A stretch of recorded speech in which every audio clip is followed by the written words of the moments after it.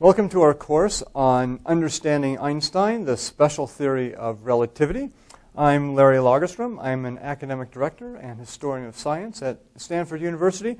And in this brief video clip, I want to give you 3 reasons why you should consider taking this course.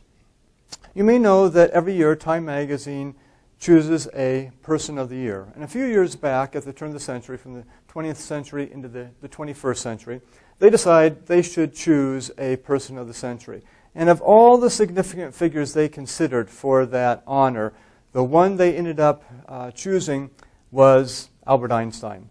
And on the face of it, this is really a remarkable decision because Einstein, he was a theoretical physicist. He dealt with very abstract, very abstruse matters. And yet, just to be in the conversation for an honor such as the person of the century means that this is somebody we should really know a little bit more about. So let's say that's our first reason for considering taking this course. So number 1, person of the century.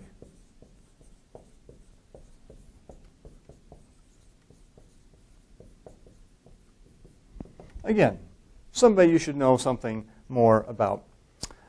Number 2, we'll call this the miracle year of 1905.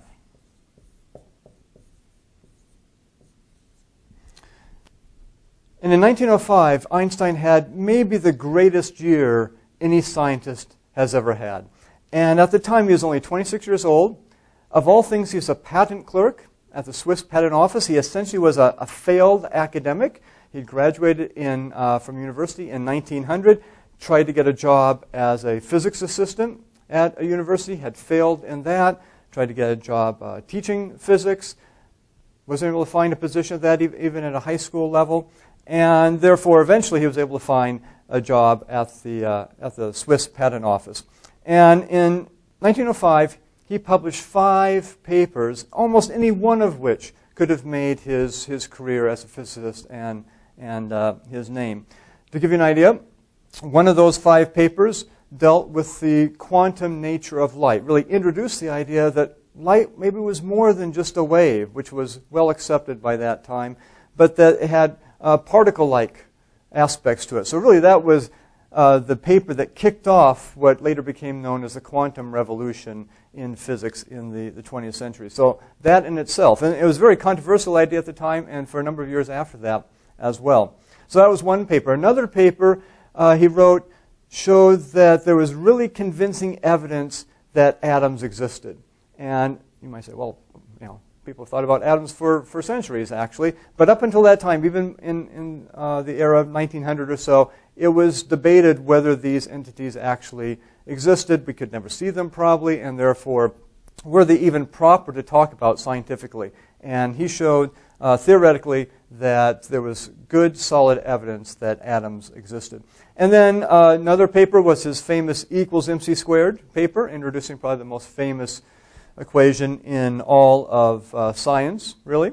And yet another paper was what later became known as the special theory of relativity. And that's going to be the topic of our course. We want to figure out, what was it about Einstein that enabled him to come up with some of these ideas. And in particular, the special theory of relativity, he really transformed our understanding of space and time.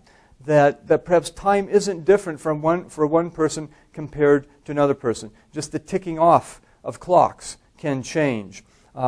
Length, measuring lengths can be different. How can a length be one thing for one person and yet another thing for another person? And so on and so forth. So this miracle year of 1905, that in itself would make Einstein obviously a suitable topic for further understanding, further delving into exactly how this occurred and what the concepts were and what the implications were.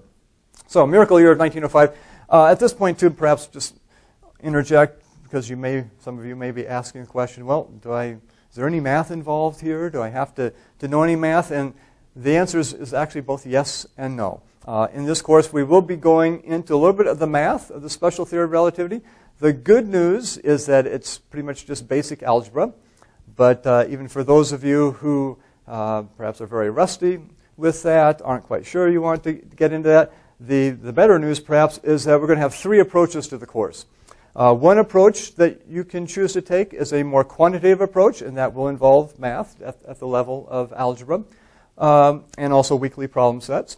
Second approach, however, is a more qualitative approach, where you won't have to actually do any math yourself, perhaps follow along a little bit, but then also have the assignment of a creative project involving the young Einstein and or perhaps a special theory of relativity. And so we'll talk more about that creative project later on in the course. So those are 2 approaches, the more quantitative approach, the more qualitative approach. Third approach is simply an auditing approach where there aren't any required assignments for the course, but you can follow along in the footsteps of Einstein, as it were, which we'll be trying to do, and get out of the course what you want with that. So 3 approaches to the course. So, person of the century, miracle year of 1905. Number 3 here, we'll just list it as a quote. As you may know, there are quotes by Einstein all over the place, all over the internet. You see them all the time. Actually, many of them are fake quotes. Einstein didn't say what he supposedly said. Sometimes it's something he might have said, but never actually quite said it that way. But this quote I want to tell you about is definitely something Einstein said. And he said, the important thing is not to stop questioning. The important thing is not to stop questioning. Curiosity has its own reason for existing. Emphasizing curiosity here. Curiosity has its own reason for existing. He said, one cannot help but be in awe when one contemplates the mystery of eternity, of life, of the marvelous structure of reality. Okay? The mystery of the marvelous structure of reality. And then he went on to say, it is enough if one tries to comprehend only a little of this mystery every day. Okay? The mystery of the marvelous structure of reality, it's enough just to comprehend only a little bit of this mystery every day. If you aspire to be that sort of person, if you are that sort of person, then this is the course for you, because that's exactly what we'll be trying to do. We'll be trying to lift the veil a little bit on that marvelous structure of reality and the mystery of it, and follow in the footsteps of Einstein in these revolutionary ideas that he introduced, especially in the miracle year of 1905, and see how he came about it, learn a little bit about Einstein himself, and also exactly what are the implications of some of these ideas. So I hope you'll join us in this course.